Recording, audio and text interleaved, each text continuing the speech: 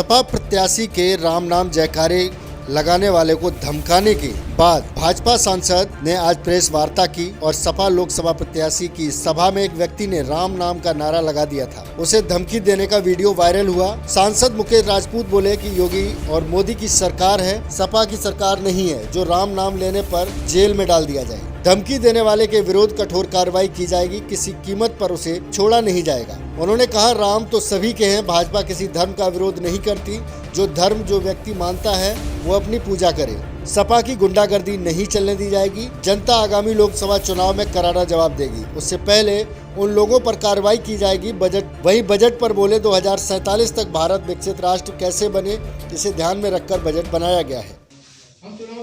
एक तो सबसे पहले मैं आप सबको बहुत बहुत बधाई देता हूं। भारत सरकार के जो केंद्रीय बजट स्वीकृत हुआ उसके संबंध में मैं आपको अवगत कराने के लिए, जो ये बजट जो पास हुआ है अंतरिम बजट है, इस अंतरिम बजट जो भारत सरकार ने पास किया है, ये 2047 तक ये राष्ट्र विकसित राष्ट्र कैसे बने, ये उस पर आधारित बजट है। सही माने में देखा जाए, इससे आम जनमानस में जनहित के काम होंगे। गरीब कल्याण की जो योजनाएं चल रही हैं उन्हें और बल मिलेगा और लोगों को रोजगार बढ़े, किसानों की आमदनी दोगुनी हो, महिलाओं, युवाओं, किसानों और गरीबों का कल्याण कैसे हो, ये लोग कैसे मजबूत हों, ये इसी पर आधारित बजट है। हमारे कुछ विपक्ष के साथी कहते हैं कि साहब बजट में कोई चुनाव संबंधी जैसी कोई घोषणाएं नहीं हुई।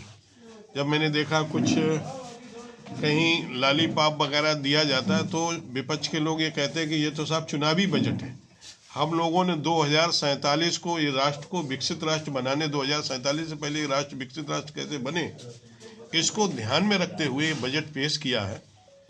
इस पर भी हमारे विपक्ष के लोगों को कुछ दर्द हो रहा है। इससे ये दर्शाता है कि 2024 तक तो मोदी जी हैं, 2024 के बाद भी मोदी जी होंगे।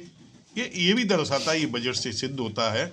ये बजट ऐसा नहीं है कि कहीं किसी तरह से घबराहट में पेश किया गया। इस बजट से ये सिद्ध होता है कि हम राष्ट्र को 2047 से पहले विकसित राष्ट्र कैसे बनाएंगे, इससे ये बजट से सिद्ध होता है। इसमें दिया गया है कि मुख्य रूप से हम गरीब युवाओं, अन्नदाताओं और नारी को कैसे इसमें इस बजट में शामिल किया गया है।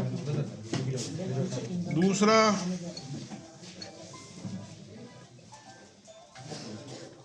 इस बजट का पहले जो है कि सबसे ज़्यादा बजट हम लोगों ने इंफ्रास्ट्रक्चर पे दिया है।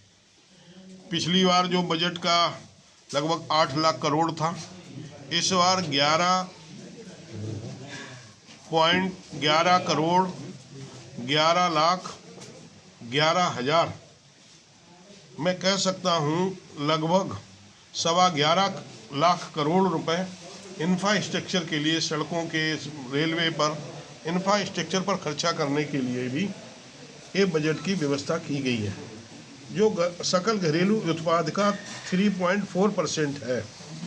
और जबकि यह यूपीए सरकार के समय में वित्तीय वर्ष 2013-14 में खर्च किए बजट से 2,57,661 करोड़ की तुलना में एक महत्वपूर्ण वृद्धि है। बुनियादी ढांचे के रूप में देखा जाए तो हवाई अड्डों की संख्या में पर्याप्त वृद्धि की गई है, जो अब 149 तक पहुंच गई। जो हवाई अड्डे भी कहा कि माननीय प्रधानमंत्री ने पहले अपने बजट में कहा था कि हम देश में आम आदमी भी, हवाई चप्पल वाला भी हवाई जहाज से सफ़र करें। इसके लिए छोटी जगह पर भी हवाई अड्डों का विकास किया गया है, जो आज बढ़ के जो हवाई अड्डों की संख्या 2 गुनी से भी अधिक हो गई है।